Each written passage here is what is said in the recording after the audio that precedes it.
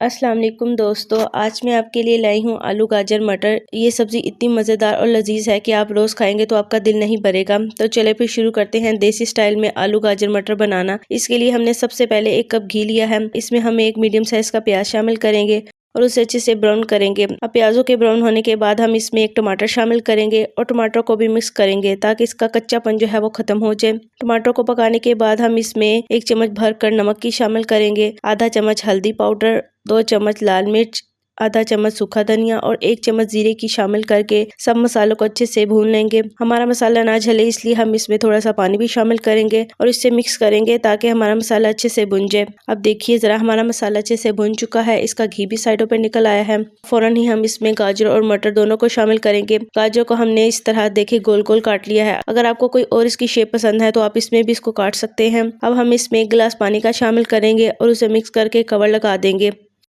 पानी में उबाल आने के बाद हम इसे अच्छे से मिक्स करेंगे और देखिए ज़रा गाजर को वो काफ़ी हद तक नरम हो चुकी है लेकिन अभी मुकम्मल तैयार नहीं हुई, इसलिए हम इसी पानी में ही आलू को शामिल करेंगे और उसे मिक्स कर इसी पानी में ही पकाएंगे ताकि इसी पानी में भी आलू भी अच्छे से पक सके। हम इसमें मजीद पानी वगैरह कुछ भी शामिल नहीं करेंगे। अब हम इसे कवर लगाकर 20 से 25 मिनट के लिए मीडियम टू लो फ्लेम पर पकाएंगे।